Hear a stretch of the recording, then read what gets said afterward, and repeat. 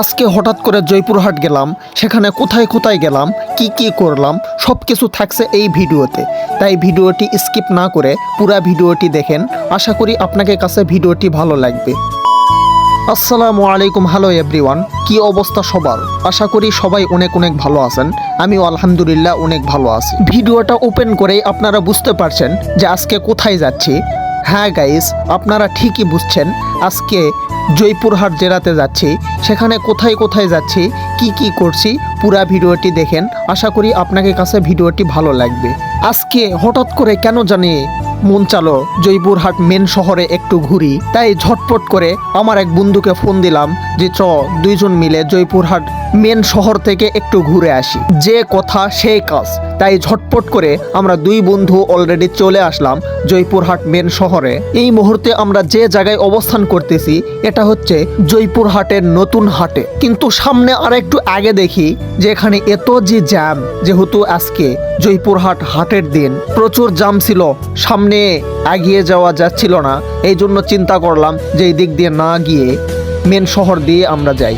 আমরা অলরেডি চলে আসলাম বাটার মোড়ে। সামনে দেখতে পাচ্ছেন যে কত সুন্দর রাস্তা, মাঝখানে ব্যারিকেড দেওয়া এবং এক সাইড দিয়ে গাড়ি যাচ্ছে আর এক সাইড দিয়ে গাড়ি আসতেছে। কি সুন্দর পরিষ্কার পরিচ্ছন্ন জয়পুরহাট মেন শহরে মেন রাস্তায় আমরা ঢুকে পড়লাম। সর্বপ্রথম আমরা যাওয়ার জন্য চিন্তা ভাবনা করলাম জয়পুরহাট সরকারি কলেজে।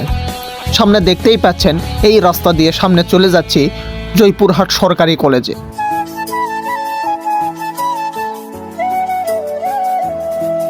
অবশেষে দেখতে দেখতে চলেই আসলাম আমরা জয়পুরহাট সরকারি কলেজের মেন গেটে।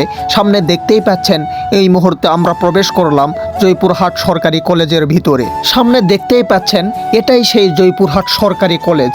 কলেজের ক্যাম্পাস কত সুন্দর পরিষ্কার পরিচ্ছন্ন, চারিদিকে শুধু ওয়াও আর ওয়াও।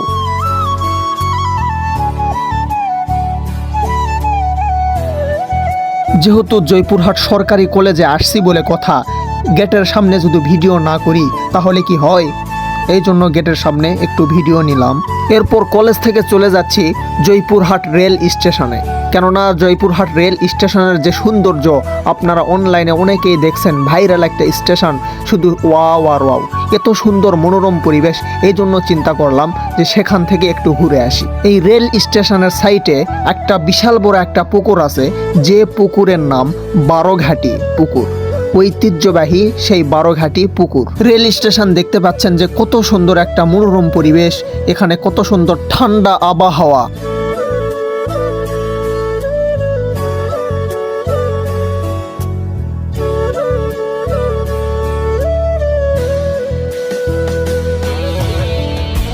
এরপর রেল স্টেশনে কিছুক্ষণ সময় দিয়ে আমরা চলে যাচ্ছি পিঞ্ছের চাতালে। এরপর সেখানে এসে আমরা দুইটা টিকিট সংগ্রহ করলাম। প্রত্যেকটা টিকিটের মূল্য মাত্র 100 টাকা। যদি শিশু হয় তাহলে তাদের জন্য 50 টাকা। যেহেতু এই জায়গাটার নাম আর পিঞ্ছের চাতাল নাই, এই জায়গাটার নাম এখন হয়ে গিয়েছে শিশু উদ্যান। চিন্তা করলাম যে শিশু উদ্যান মানে সব কিছু কি শিশুদের জন্যই আছে, না বড় মানুষের জন্য কিছু আছে? ভিতরে প্রবেশ করতেই দেখি শুধু মূর্তি আর মূর্তি, চারিদিকে শুধু মূর্তি আর মূর্তি। যেহেতু এই জায়গাটার নাম শিশু উদ্যান, তাই শিশুদের জন্য কত রকমের খেলনা জাতীয় কত রকমের মূর্তি তৈরি করে রাখছে। যাই হোক প্রিয় বন্ধুরা, আজকের ভিডিওটি এই পর্যন্তই। দেখা হবে পরবর্তী কোনো ভিডিও নিয়ে। সে পর্যন্ত আপনারা সকলেই ভালো থাকেন, সুস্থ থাকেন। আল্লাহ হাফেজ, আসসালামু আলাইকুম।